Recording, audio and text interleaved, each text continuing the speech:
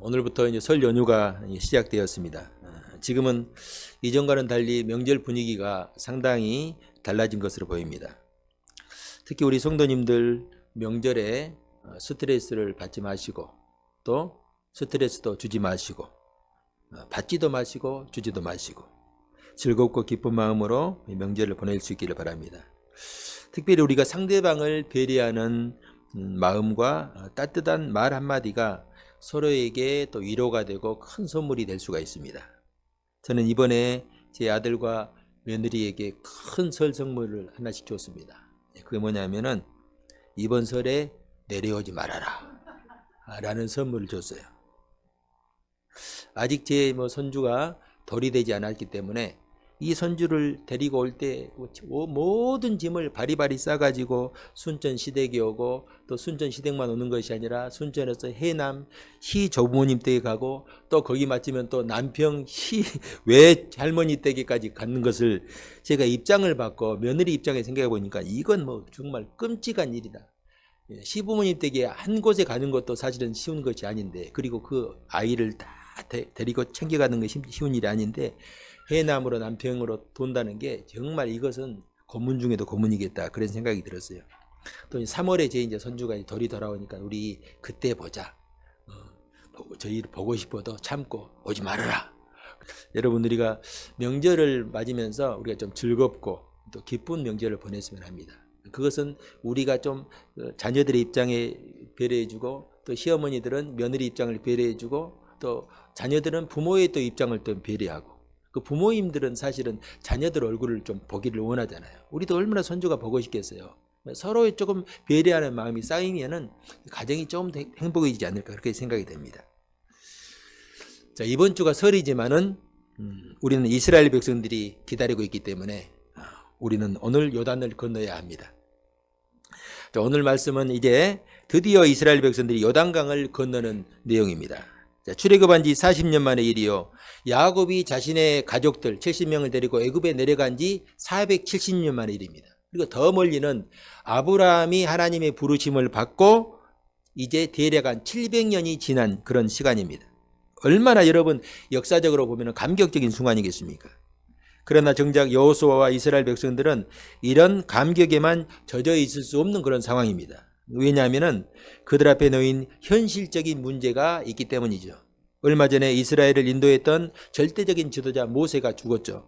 그리고 더 큰 두려움은 눈앞에 보이는 범람에 있는 요단강을 이것을 어떻게 건널 것인가 하는 문제가 있습니다.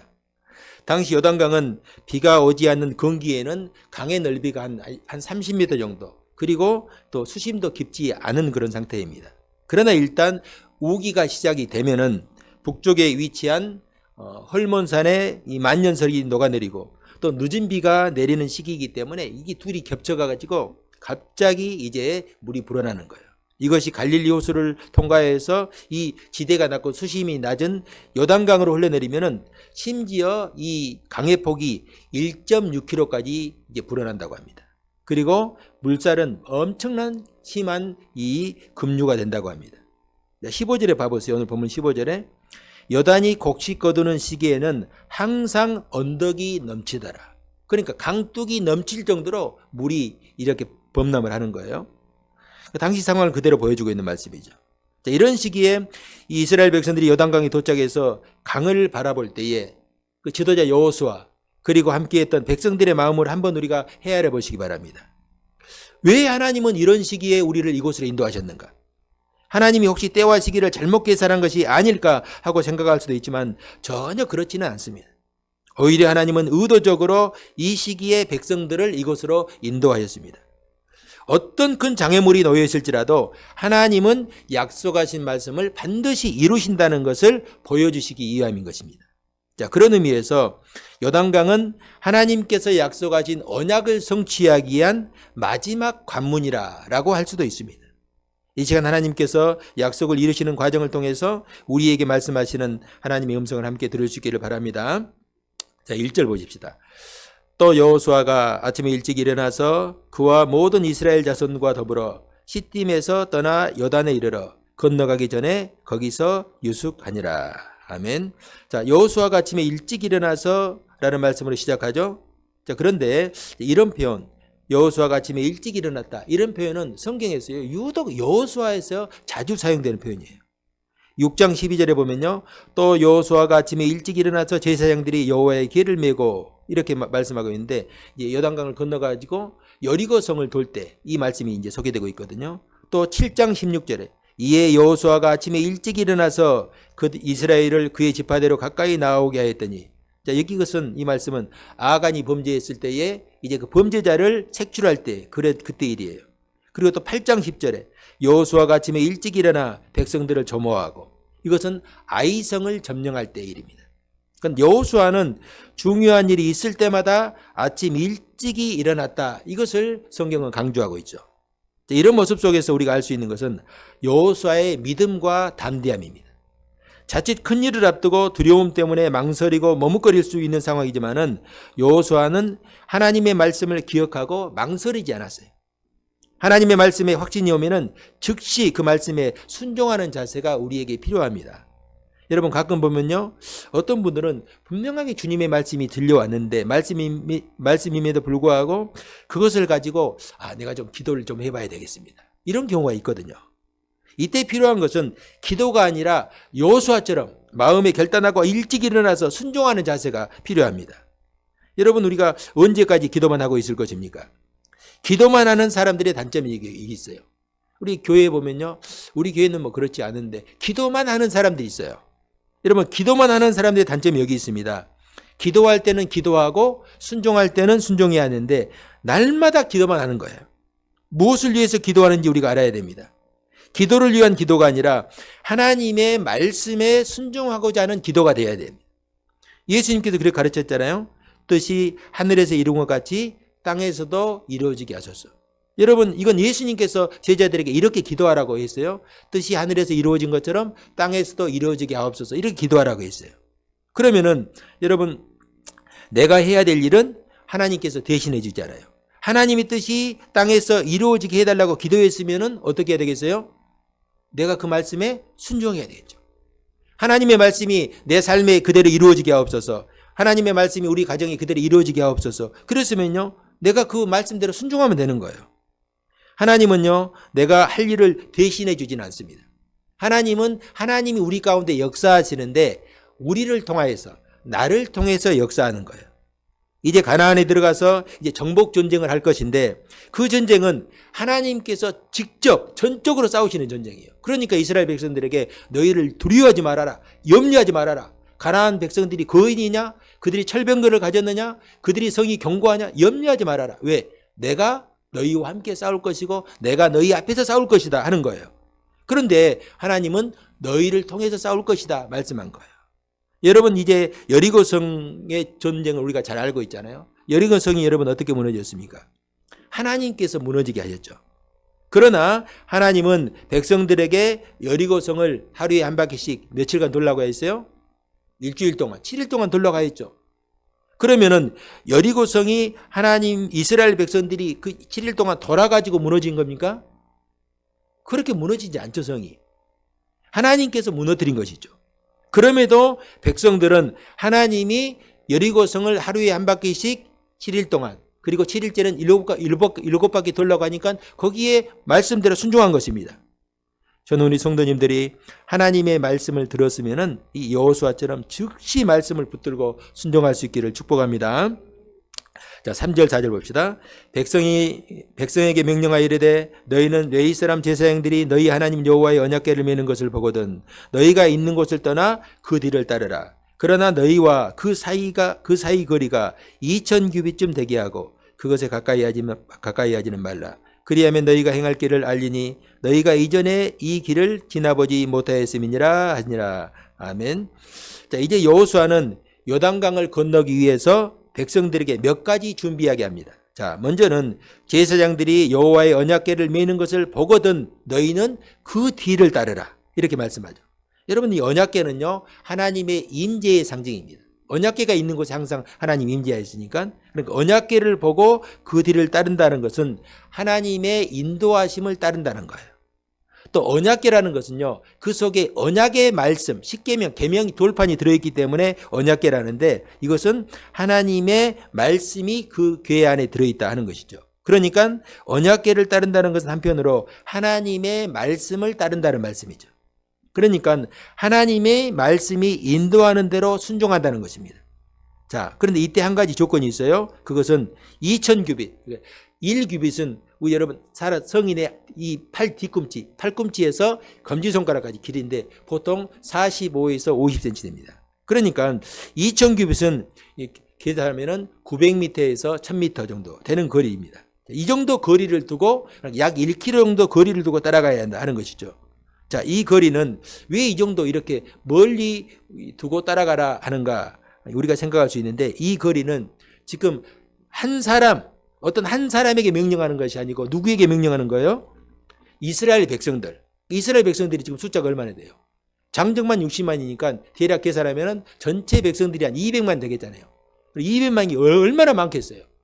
200만을 본 적도 없어요, 저는. 100만 명, 여러분, 우리 역사에 보면요, 100만 대군 같은 전쟁이, 100만 대군이 일으킨 전쟁 같은 것을 보는데, 사실 여러분, 100만 명을 어떻게 볼 수 있겠어요, 한눈에. 그러니까 200만이 되는 이 숫자가 한꺼번에 볼 수 있는 거리가 1km예요, 가장 작다가. 그러니까 만약에 이 일부 사람들이 나는 좀 더 가까이 가서 봐야 되겠다 하고, 그 중에서 좀 열렬한 사람들이 막 법궤 앞으로 가까이 다가가면 어떻게 되겠어요? 다른 사람들의 시야를 방해할 수가 있겠죠. 그러니까 나 때문에 다른 사람의 시야가 방해돼서 안 돼요. 그러니까 모든 사람들이 적정하게 가장 잘 보일 수 있는 거리를 유지해라 하는 것이죠. 반대로 또 시야가 너무 또 떨어져서는 안 돼요. 그렇다고 해서 막 2km 이렇게 떨어지면 안 되겠죠. 그럼 2km 떨어지면 안 보이잖아요. 그러니까 보일 수 있는 거리를 유지해라 하는 것이죠. 이 길은 이제 이스라엘 백성들이 처음 가는 길이거든요. 그렇기 때문에 그 여호와의 법궤를 잘 보고 따라오라는 것입니다. 인도하는 대로만 따라오면 너희들은 아무 문제 없을 것이다 하는 것이죠. 자, 본문은 그것을 정확하게 말씀하고 있어요. 다시 보면은 법궤와의 거리를 2000규빗 되게 하고 그것에 가까이 하지는 말라. 그리하면은, 그렇게 따라가면은 너희가 행할 길을 알리라. 너희가 지금 어디로 어떻게 따라야 될지 알게 된다는 거예요. 너무나 분명하고 명확한 말씀이죠. 요즘은 여러분 운전자가 초행길을 운전할 때 사실은 별 문제가 없어요. 왜냐하면 대부분의 차에는 뭐가 있습니까? 내비게이션이 있죠. 목적지를 일단 설정하고 내비가 인도하는 대로만 따라가면 돼요. 그런데요, 이 내가 아는 길이라면 내비를 뭐 설정을 하지 않아도 돼요. 그걸 켜놓고도 내가 아는 길이면 내가 뭐 지름길을 갈 수도 있어요. 그러나 초행길은요, 반드시 내비가 인도하는 대로 따라야 됩니다. 여자분들은 좀 이렇게 지도를 보는데 좀 서툴 수가 있어요. 근데 지도를 좀 아는 사람들은 내비가 이렇게 내비를 켜놓고 가잖아요. 그럼 분명히 직선 도로는 앞으로 가야 되는데 내비가 갑자기 우측으로 인도할 때가 있어요. 앞으로 가야 되는데 북쪽으로 우측으로 인도할 때가 있거든요. 그것은 우측으로 가면은 큰 도속도로가 나 있기 때문에 인도하는 거예요. 그러니까 내비를 켜놓고 자기 생각대로 가면 안 되는 거예요. 그러니까 내비가 인도하는 대로 가야 되는 거예요. 그러니까 내비보다 앞서서도 안 되고, 그리고 내비 켜놨다고 자동차가 제대로 가는 건 아니죠. 내비를 켜놨으면요, 내비를 정확히 봐야 돼요. 옆 사람하고 이야기한다든가, 내비 보다가, 가서 이제, 설이니까 가서 장모님이 해줄 씨암탉 먹을 생각하고 가다면 그 톨게이트를 지나버릴 수가 있어요. 그러면 안 되겠죠. 내비보다 앞서서도 안 되고, 또 뒤서도 안 되고, 내비의 정신을 이렇게 바짝 이렇게 차리고 주시를 해야 되죠. 그러면 내비가 인도하는 대로 우리가 갈 수가 있습니다. 지금 이스라엘 백성들의 앞에 있는 법궤가 꼭 그런 거예요. 시야에서 법궤를 놓치지 않도록 일정한 거리를 유지하는 게 중요합니다. 여러분, 우리의 성도들의 삶도 이와 마찬가지입니다. 시편 기자가 고백하는 것처럼 주의 말씀은 내 발의 등이요 내 길에 빛이 되어야 돼요. 말씀이 나를 인도해야 돼요. 말씀을 보고 내가 갈 수 있어야 돼요. 그러면은 아무리 세상이 어둡고 험해도요, 말씀은 분명한 길을 우리에게 보여주십니다.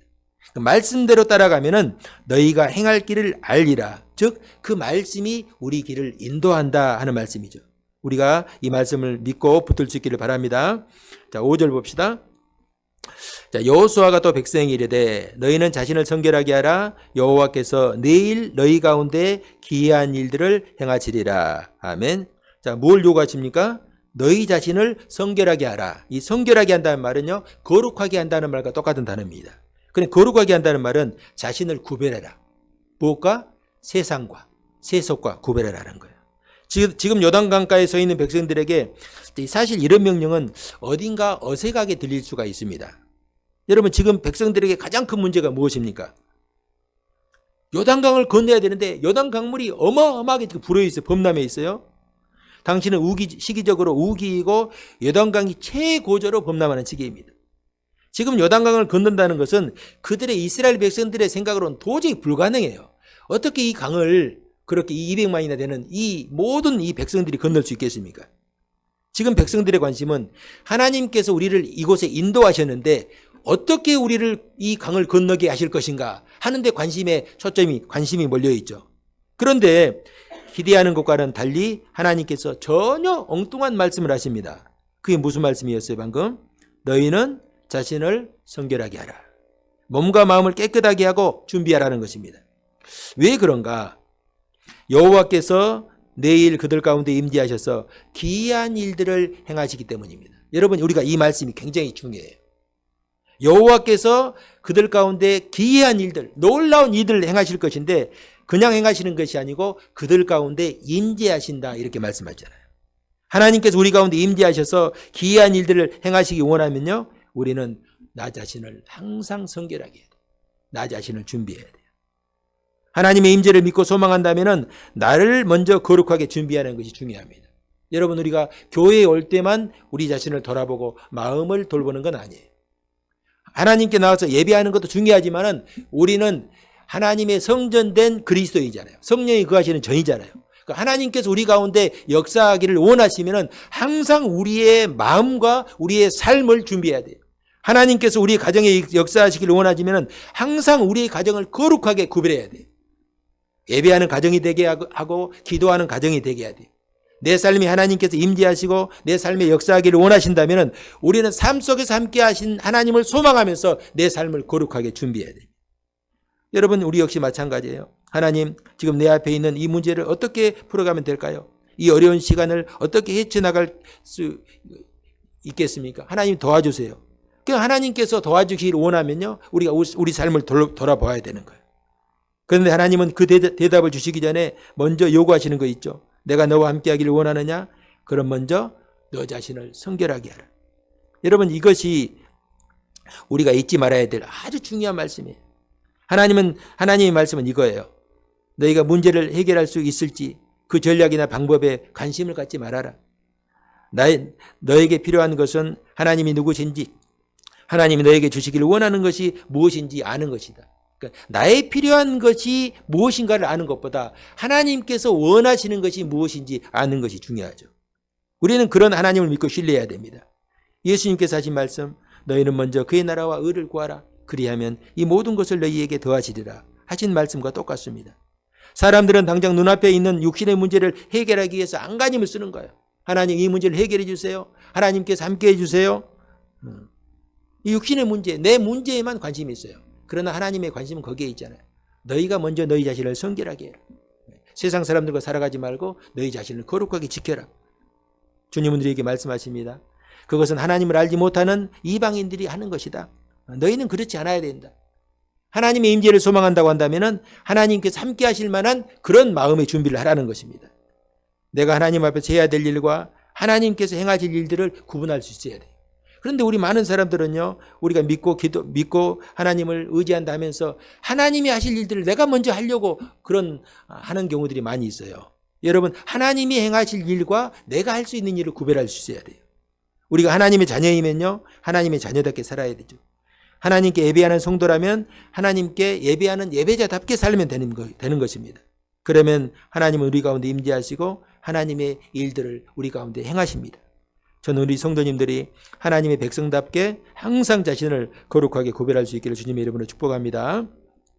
자, 7절입니다.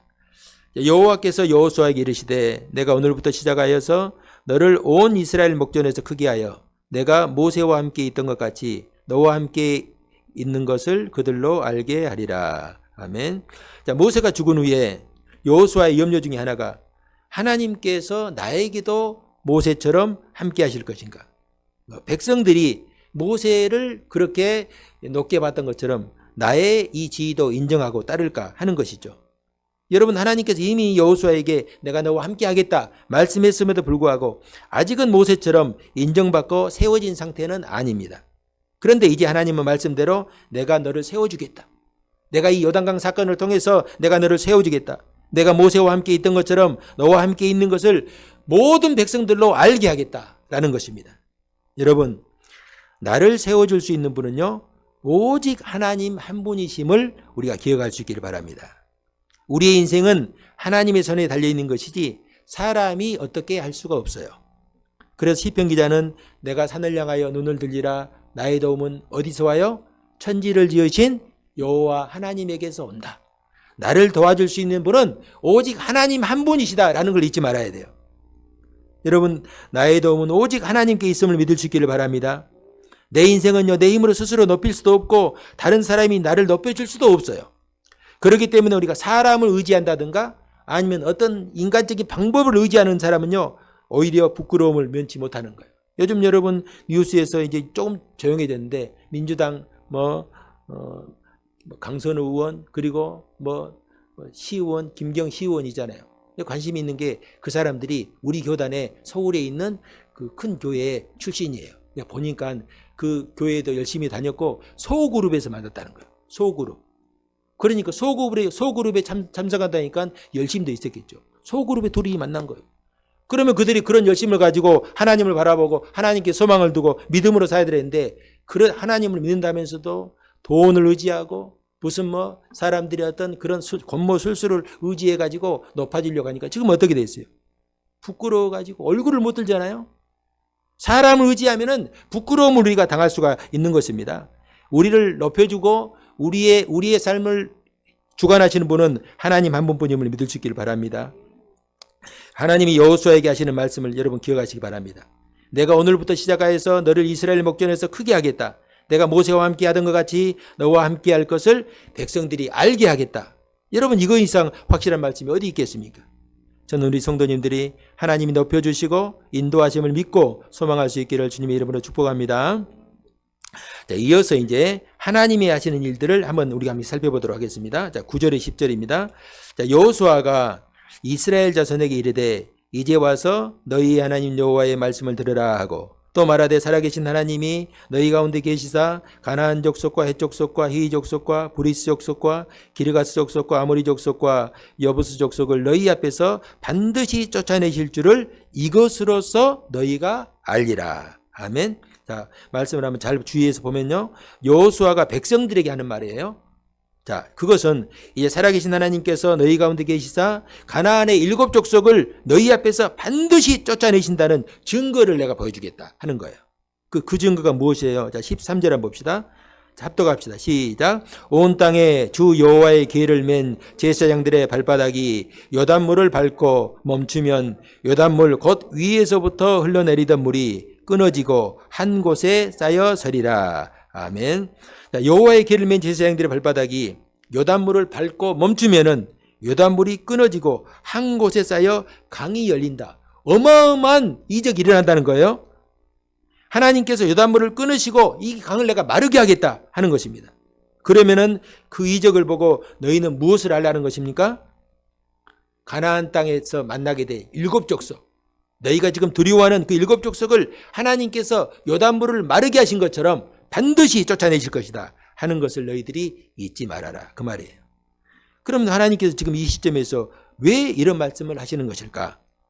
지금 가나안 입성을 눈앞에 둔 백성들의 마음에 여전히 그 가나안 땅 백성들을 향한 족속을 향한 두려움과 염려가 남아있기 때문이에요. 왜 염려되지 않겠습니까? 거기에는 거인 족속이 살고 있고 그들은 철병거를 가지고 있고 그들의 산성은 크고 견고하거든요. 우리가 과연 정말로 이 요단강 건너가지고 가나안을 정말로 점령할 수 있을까? 그들을 쫓아낼 수 있을까? 왜 염려가 되지 않았겠어요? 이 하나님은 이 요단강 이적을 통해서 가나안 거민과의 전쟁은 하나님께서 하시는 전쟁이다. 하나님께서 요단강을 마르게 하신 것처럼 내가 가나안 땅 거민도 다 쓸어버리겠다 하는 말씀이죠. 마치 그들을 두렵게 하는 요단강은 하나님의 법궤가 마르게 한 것처럼 가나안 땅 거민들을 그렇게 하실 것이라는 것을 미리 보여주시는 사건입니다. 자, 그러면 오늘 본문에서 사실은 가장 중요한 말씀인데요. 하나님께서 어떻게 요단강을 마르게 하셨는지 한번 보시도록 하겠습니다. 자, 이 말씀은요, 오해의 소지가 있으니까 문맥안에서 잘 보시고 이해하시기 바랍니다. 하기자 저는 항상 문맥을 잘 보라고 하는데 특별히 오늘 말씀은 중요한 말씀이에요. 자, 여호와의 언약궤를 맨 제사장들의 발바닥이 요단물을 밟고 멈추자 상류에서부터 흐르던 멜이 그쳤어요.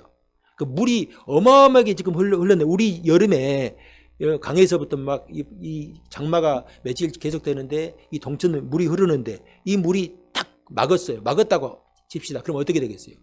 상류가 난리가 나겠죠. 임의적으로 막으면은. 그래 하나님께서 이 물을 막으신 거예요. 그 어마어마한 물. 그러니까 어떻게 되냐 그러면은 가까이서 막으면은 이게 백성들에게 좀 위협이 되니까 멀리서 성경 멀리서 내 생각으로 한 2, 3km 떨어진 멀리서 막으시니까 물이 어떻게 되냐 위에서 흘러내리잖아요. 막아요. 그럼 어떻게 됩니까? 물이 옆으로 위로 솟구치겠잖아요. 그러니까 물이 그 자리에서 일어서 가지고 계속 솟구치는 거예요. 물 기둥이 되는 거예요. 한번 그걸 한번 상상해 보세요. 반대쪽 사이쪽으로 흘러가는 물은 어떻게 됐어요? 위에서부터 흘러내리는 물이 그렇게 엄청나게 흘러내리는 물이 딱 멈춰서니까 반대쪽 물은 딱 끊긴 거죠. 사이쪽으로. 그러겠죠? 여러분 이게 홍해바다하고 한번 비교해 생각해 보세요. 홍해는 바다잖아요. 바다에 홍해 붉은 바다거든요. 홍해바다 그러면 다 틀린 말이에요. 홍해 붉은 바다란 말이에요. 홍해는 바다이기 때문에 바다를 가를 수가 있죠. 흐르는 물이 아니기 때문에 갈랐어요. 그러니까 양쪽으로 벽에 기둥이 되고 쓰는 것이에요. 근데 바닥은 이런 바다를 이렇게 가르면 바다는 뭐예요? 뻘이죠. 그것은 지나갈 수 없죠. 그래서 출애굽기에 보면은 홍해를 가르신 다음에 하나님께서 하셨던 일이 있어요. 혹시 기억나십니까? 그렇죠. 뜨거운 사막에서 불어온 뜨거운 동풍을 불어가지고 밤새내 그 바닥을 말리신 거예요. 그러면 이 진흙이 마르면요 엄청나게 딱딱한 벽돌처럼 딱딱한 이 굳은 바닥이 되는 거예요. 그 다음에 이제 다 말리신 다음에 백성들을 그 바닥에서 마른 땅으로 건너게 했어요. 그런데 요단강은 강이에요. 여러분 강은요 바닥이 뭘로 되어 있어요? 대부분이 자갈이에요. 자갈. 말릴 필요가 없어요. 이것은. 저도 어렸을 때 이 말씀을 준비하면서 어렸을 때 동네에 있던 그 냇가를 생각해 보면은 물이 많이 흐를 때는 강이 냇가가 가득 차지만은 이제 조금 이제 마를 때 있잖아요. 겨울이나 가다 지나 보면요 대부분 바닥은요 대부분 자갈이에요. 왜냐하면 물이 이렇게 흐르면서 자갈은 땅에 남고 이 비옥한 이 진흙 같은 가는 모래들은요 흐르면서 밖으로 밀려나요. 그러니까 이 강 옆에 있는 땅들이 비옥한 이유가 그거 있어요. 요단강 주위가 비옥한 이유가 그거 있어요. 지금 이 시기가 되면은 이 강들이 범람해 가지고 이 작은 이 머리 같은 진흙 알갱이 같은 흙들은 밖으로 쳐내는 거예요. 그러니까 요단강 주변이 비옥할 수밖에 없는 것이죠. 자, 16절 하반절을 봐봅시다. 16절 하반절 물은 온전히 끊어짐에 백성이 여리고 앞으로 바로 건넜다 했잖아요. 말르는 것 없이 바로 건넜어요. 이 상황을 그대로 자세히 묘사하고 있죠. 자, 여기서 이제 우리가 유심히 봐야 될 부분이 있습니다. 자, 말씀을 한번 보시면서 제 질문을 한번 들어보세요. 요단강을 멈춘 것은 제사장들의 발이 요단강을 밟았기 때문입니까? 아니면은 제사장들이 어깨에 메었던 이 언약궤가 요단강에 들어갔기 때문입니까? 잘 한번 생각해 보세요. 요단강이 멈춘 것이 제사장들의 발이 요단강을 밟았기 때문입니까? 아니면은 제사장들이 맸던 언약궤가 요단강에 들어갔기 때문입니까? 자, 좀 더 이제 한번 생각해 봅시다. 자, 백성들이 지금 바라봐야 하는 것. 지금 여호수아가 백성들에게 지금 바라보라고 그랬잖아요. 자, 그러면은 백성들이 바라봐야 하는 것은 언약궤를 맨 제사장들을 바라봐야 됩니까? 아니면 제사장들이 메고 있는 언약궤를 바라봐야 됩니까? 자, 이 말씀이 목사님 그거 아닙니까? 이렇게 생각할 수 있는데 이 말씀이 전자와 후자가 전혀 다른 결론에 나올 수가 있어요. 만약에 제사장들의 행동에 초점을 맞추면요, 우리도 제사장들처럼 그렇게 순종해야 된다. 제사장들이 어떻게 했어요? 아직 물이 갈라지지 않았는데 요단강에 들어갔잖아요. 요단강 가에다 이제 밟았으니까 들어갔잖아요. 그러니까 만약에 제사장들의 모습에 초점을 맞추면 우리도 제사장들처럼 그렇게 먼저 믿음으로 순종해야 된다, 이렇게 되는 거예요. 순종이 요구되는 거예요. 제사장들처럼 믿음으로 우리도 요단강에 들어가야 된다, 이런 말이 되겠죠. 그러나 언약계에 초점을 맞추면은 우리도 언약계에 초점을 맞추면은 말씀하신 대로, 약속하신 대로 언약을 성취하시는 하나님께 강조점이 있는 거예요. 자, 이렇게 제가 다시 한번 질문을 던집니다. 자, 여호수아가 백성들에게 요구하는 것이 무엇입니까? 자, 너희도 언약궤를 맨 제사장들처럼 믿음으로 요단강에 발을 디뎌야 된다. 또 아니면은 너희는 언약궤에 임재하신 하나님이 어떻게 일하시는지 보고 그 하나님을 믿고 따르라. 선작에서 보자겠어요. 아직도 헷갈리는군요. 자, 다음 좀 봅시다. 자, 말씀으로 열쇠를 풀어야 되겠죠. 자, 11절. 보라, 온 땅에 주의 언약궤가 너희 앞에서 요단을 건너라니. 제사장들은 없죠. 무엇을 보라고 하십니까? 주의 언약궤를 보라. 주의 언약궤가 요단을 들어가면은 요단강이 멈추고 길이 열린다는 말이에요. 조금 더 이제 4장에 보면은 조금 더 자세하게 이제 말씀을 하고 4장 7절 한번 봅시다. 4장 7절에 보면은 그들에게 이르기를 요단물이 여호와의 언약궤 앞에서 끊어졌나니 곧 언약궤가 요단을 건널 때에 요단물이 끊어졌으므로. 그러니까 제사장들의 순종이 아니라 여호와의 언약궤, 즉 하나님께서 친히 요단물을 끊으셨다는 것입니다. 이것을 보고 하나님의 함께하심을 믿고 너희들은 신뢰하라는 거예요. 성도 여러분, 오늘 우리 삶에서 여러 가지 형태의 문제들을 만날 수가 있습니다. 내 힘과 능력으로 도무지 해결할 수 없는 문제를 만날 수가 있습니다. 그때 우리는요, 나와 함께 하시고 역사하시는 하나님을 믿고 신뢰할 수 있어야 돼요. 하나님이 나를 이곳으로 인도하였다면 반드시 하나님께서 함께 하시고 역사하실 것이라는 믿음을 잃지 말아야 돼요. 우리 믿는 성도들이 어떤 문제를 직면했어요. 그 문제는 하나님이 실수로 만나게 하신 것이 아니에요. 내가 이 문제를 통해서 내가 너희와 함께하는 것을 보여주겠다. 그러면은 내가 너와 함께하는 하나님을 알게 될 것이다. 하나님은 그 문제를 통해서 하나님께서 살아계시는 것을 우리에게 보여주시기를 원하십니다. 저는 우리 성도님들이 우리 앞에서 친히 일하시고 살아 역사하시는 하나님을 믿고 신뢰할 수 있기를 주님의 이름으로 축복합니다. 자, 17절 봅시다. 여호와의 언약궤를 맨 제사장들은 요단 가운데 마른 땅에 굳게 섰고 그 모든 백성이 요단을 건너기를 마칠 때까지 모든 이스라엘은 그 마른 땅으로 건너갔더라. 아멘. 자, 제사장이 맨 언약궤가 요단에 먼저 들어갔고 백성들이 다 마른 땅으로 건널 때까지 언약궤가 어디 있었어요? 그곳에 있었죠.